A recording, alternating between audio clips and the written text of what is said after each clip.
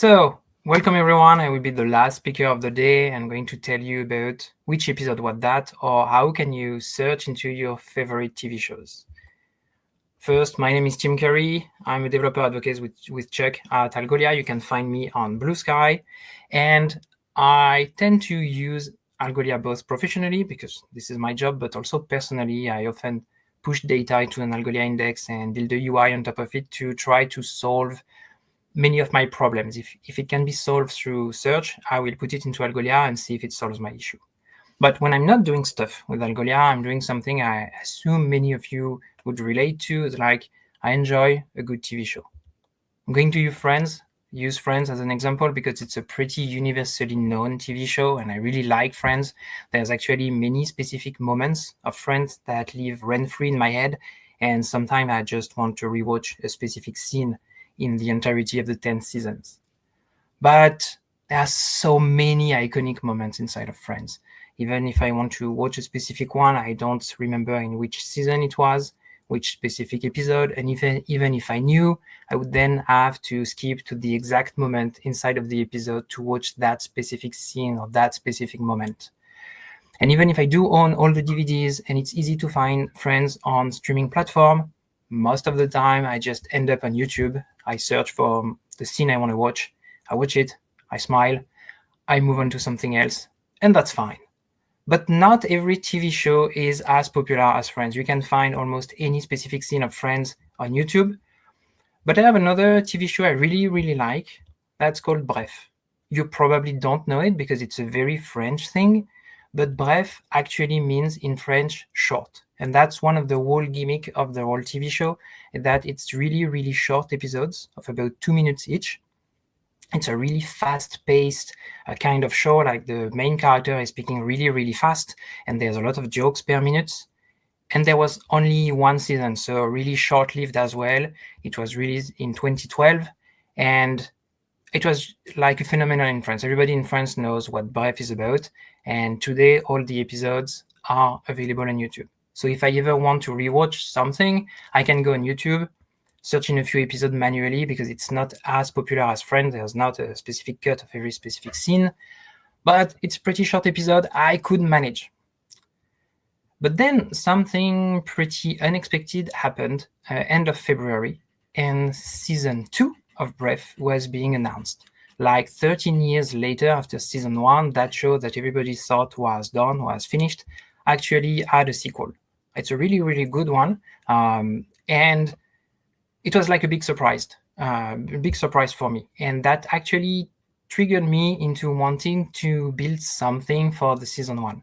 Everything is available on YouTube. Maybe I could build something with Algolia to help me find easily one specific moment of the whole season 1 with just a few keywords. So that's what I set up to do, and I'm going to show you how it works and then how it's built.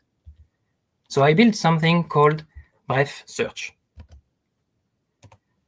This is the list. Sorry, getting my mouse back. This is the list of all the episodes in chronological order. And if you start searching for something, so it's all in French, but I'm going to search for French words you might know, like bonjour. You find when the characters are saying that specific things. I can search for bon appétit, and if I put my mouse over, a looping 2-second video starts playing of that specific moment. I'm searching for au revoir, meaning goodbye. And what is pretty good is that in addition to displaying me what's happening in the episode at that exact moment, if I do click on the result, it's going to play the video at the exact moment when that dialogue is being said. So let's try that out.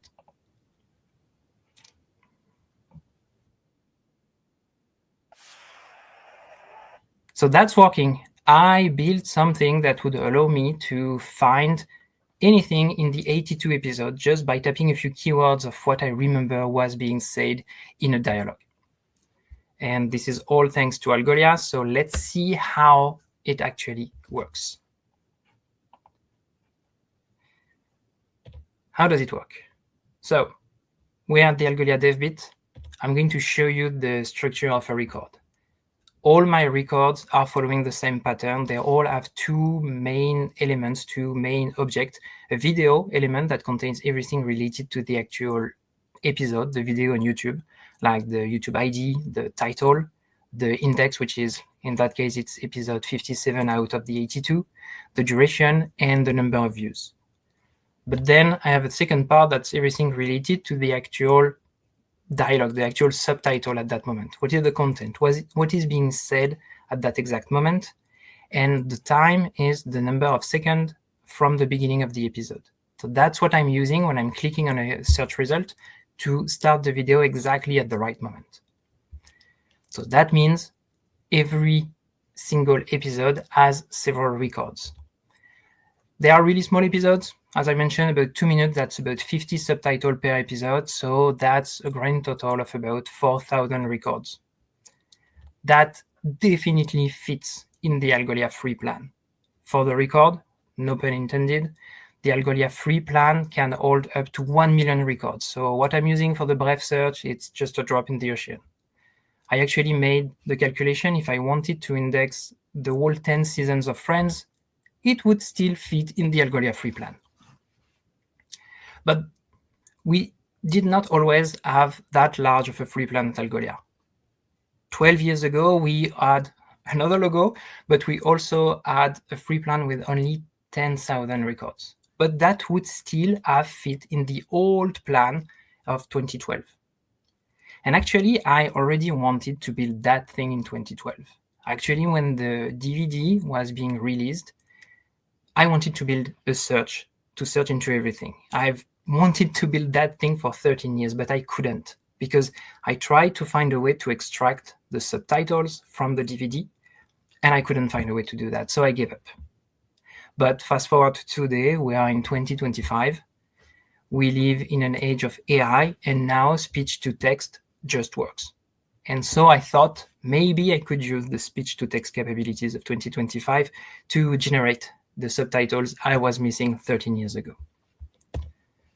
So I'm going to show you the full pipeline of how I managed to move from a YouTube playlist to a full website. I'm going to show you a bird's eye view of the full pipeline, and then I will go into details of every specific step.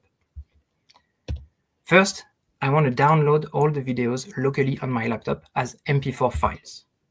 From those files, I'm going to extract the audio as MP3. From the audio, I'm going to use an AI to get the subtitles files as VTT. And once I have the subtitles, on one hand, I will generate the records, as I showed you. And on the other hand, I will generate all the media I need, the static thumbnails and the animated previews. And once I have all of that, I can build the full website. So the first step is how do I get all the videos from YouTube? So I'm using an open source tool. It's a command line tool called YouTube Downloader, which is awesome and just works as well.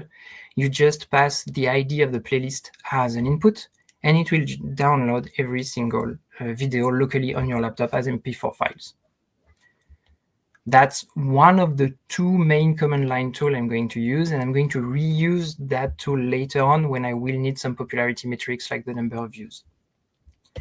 The second tool I'm going to use is FFmpeg to transform a video file into an MP3 file. So I'm just going to extract the audio stream. I'm again going to reuse FFmpeg later on in the pipeline to get the static thumbnail and the animated previews. But those tools already allow me to get audio from all the videos in the playlist. Then I move to the extraction to subtitles. I knew it was possible today in 2025. I didn't know which command line tool to use. So I think that if I remember correctly, what I did was I went onto Google and I searched for third-party API, convert MP3 to subtitle, and I found HappyScribe as one of the very first results. So I gave it a try. I opened a free account. I uploaded one single MP3 file. And in less than 2 minutes, it got me a subtitle as a result. And the result was pretty good. So I opened a paid account, $30 or so, and I uploaded the 81 other episodes. And that thing that had me stuck for more than 10 years. Now I managed to solve in less than 10 minutes and $30. So this is what HappyScribe is giving me. On the left-hand side, you have a UI with the timestamp of everything it managed to extract from the audio. And on the right-hand side, you can see what a VTT file looks like. So it's really a text file, really simple format where you have the timestamp where a specific line should start being displayed and a timestamp where it should stop being displayed, followed by the actual content of the subtitle. And that I can easily parse and create records for Algolia. Now that I have this crucial piece of information, which is the way to link the sentence being said with the timestamp it is being said, I can extract the thumbnails. So I know this is happening at second 65, so I'm asking FFmpeg to extract from the input video one frame at second 65 and save it as a PNG file. I'm asking FFmpeg again to do the same thing for all the animated previews. This time the FFmpeg command line is slightly longer because I have to input what kind of compression I need and so on, but I'm just omitting it because it wouldn't fit on the slide, but it's pretty much the same logic, just asking for a 2-second video starting at the exact same second. And so I'm doing that for my 4,000 records, for my 4,000 lines of text. Okay, I have all my information. I'm pushing that into an Algolia index. I'm pushing all my assets on a server. And now I still need to slightly configure the Algolia index. First thing I need to do is I add the popularity ranking. When you go to the website initially, every episode is ranked chronologically in the order they were released. But the moment you start typing, I switch the popularity to, I switch the ranking to a popularity ranking. I'm now using the number of views as a popularity metric to rank first the episode that I assume are the most popular because they are the most viewed. And once again, I'm using YouTube Downloader with its dump.json argument. It will create a really, really large JSON file for a specific video with a lot of metadata about the actual video, including the number of views, number of comments, and number of likes. I'm only using the number of views in my popularity ranking, but I could have used the other one in case of some tie breaking. I also configured the index to use the distinct feature of Algolia because what I wanted to show in the search result was one result per episode. I didn't want several results that were all linking to the same episode. So I used distinct and set up an attribute for distinct to video ID, meaning that if several of my results were sharing the same video ID, I would only return one and would only return the most relevant one. And how do I pick which one is the most relevant from inside of a specific episode? Well, I used another data that I could get from YouTube Download, which is information about the most replayed segment of a specific video. So in that huge JSON file I told you about, there is a heatmap array that contains 100 lines. Each line represents a segment of the video with the start time and end time and a value, which is kind of the hit. It's a value that goes from 0 to 1. And high value means it's part of the most replayed, low value meaning it's barely played. So I'm using that inside of a specific episode to see which match is the most relevant. I'm considering that if it's part of the most replayed parts of the video, it might be the thing you are looking for. Finally, I still need to do some front-end optimization. The website is built with Next.js and hosted on Versal, but because Bref is known for being really, really fast, and Algolia is also known for being really, really fast, I wanted to build a website that felt fast as well. I wanted to make both those things justice. The first thing I did was making sure all my assets were actually fetched through Cloudinary. If you don't know Cloudinary, go sign up for Cloudinary right away. It's an amazing image CDN. Basically, it acts like a CDN for any kind of asset, but it can also convert and compress your images and your videos on the fly.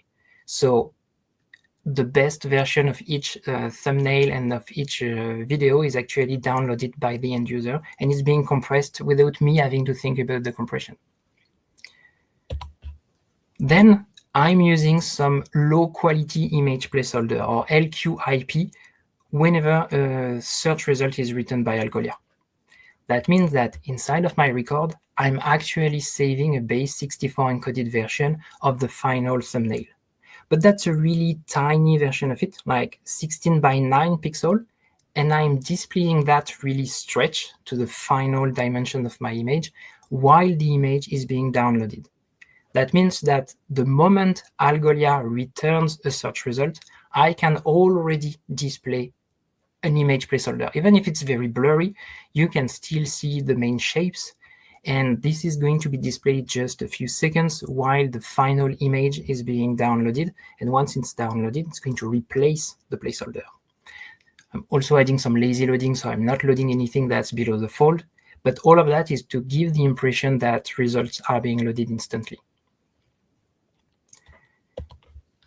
And finally, I needed to add some optimization on the videos as well. I really wanted the animated previews to start playing the moment you put your mouse on top of the results. But even if I'm using Cloudinary, even if I'm compressing everything, I will still need to download the file before I can play it. So what we did is that we added an area around the hit where the video starts playing. But we also added a second, larger and invisible buffer around it, that when your cursor goes into that zone, we start downloading the file, and we only start playing it once you are on the real zone. So doing that, if everything goes right, I can start downloading the file while your cursor is moving toward the end hit, and only start playing at that moment. And because it's really small, it's usually long enough for the browser to download it and play it instantly. So all of those things, now that you know how it works, what I realized is that when people see that website for the first time, they feel like it's amazing and you can search into videos using Algolia. I thought Algolia was only text search, but it really feels like I can search into a video, I can play the video. But once you actually know how it's built, it's just text search underneath. I just saved the right data in my index. I've just been a little bit creative in the way I'm displaying the thing in the end, but it's just text search underneath. And that's what I learned by building that thing is video search in that context is just text search, but with fancy graphics. But I still think this is really important. If you are building a search that search into a specific kind of elements like video, you have to make your search result look like those elements. Even if you're just searching into text, you have to make it look like you're searching into video, because it has to look like video and not a text listing. So thank you very much. I would be open to any question you might have. For my American friends, know that the series I'm talking about, the TV show I'm talking about, Bref, is going to be available on Disney Plus for you in April. So that way you will actually know what I'm talking about. Thank you very much. Thank you, Tim. I'm going to have to practice my speed reading so that I can keep up with the subtitles on the American release of it. Even for a native French speaker, sometimes it's pretty fast. So I hope for you the subtitle will be good. We'll have to see how it goes.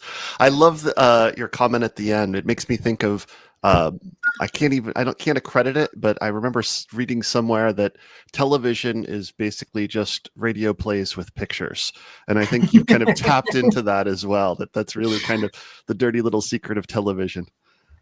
We do have some questions here. The first one was actually about the build plan.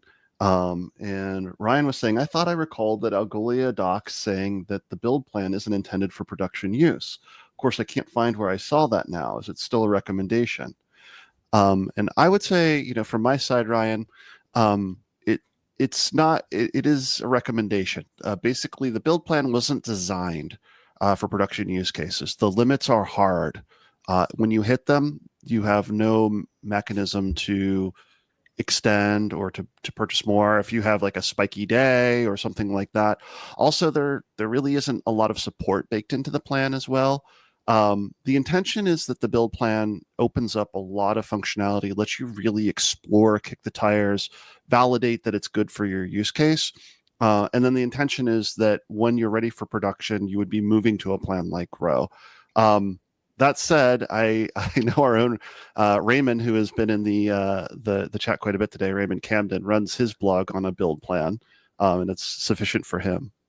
I would add that, in my opinion, what we mean by in production would be that if you're not making any money out of it, if it's for a side project, I would say that's fine, as long as you keep the powered by Algolia somewhere so people can see how you build that thing. That's why we have this Algolia 3000 on top, which is a private joke inside the TV show. But if you're not making any money out of it, we're not going to charge you for it.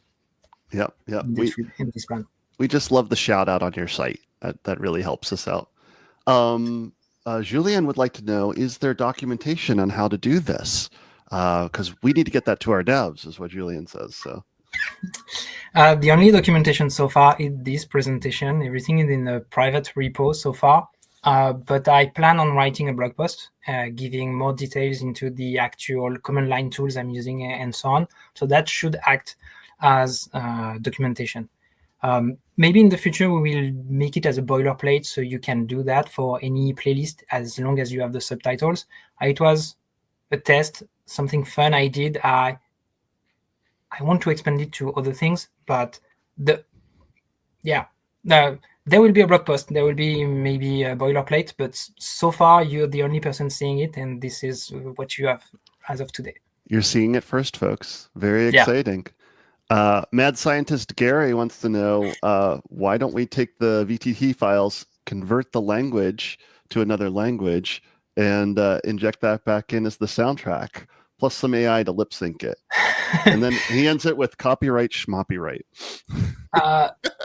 In theory, that might work. I might not have picked the best TV show to do that, because really the pace of the speech is really, really fast. And there was one more step in the pipeline, actually. After I got the VTT file from HappyScribe, I still had to proofread them. Most of it were good, like 90% were good, but because of the speed of the thing and some specific nouns that were used in, I still needed to proofread it. So I would not trust a fully automated full circle of translating it into several languages.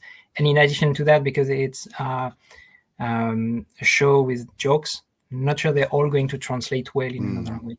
That's a good point. You end up with very literal translation that is not very exciting to watch. And I saw there was a bunch of comments in chat too, Tim. I'll let you take a peek at those later. Michael was mentioning that Michael has I think a book search, you were saying, Michael, that this was kind of reminding you of. We'd love to see that.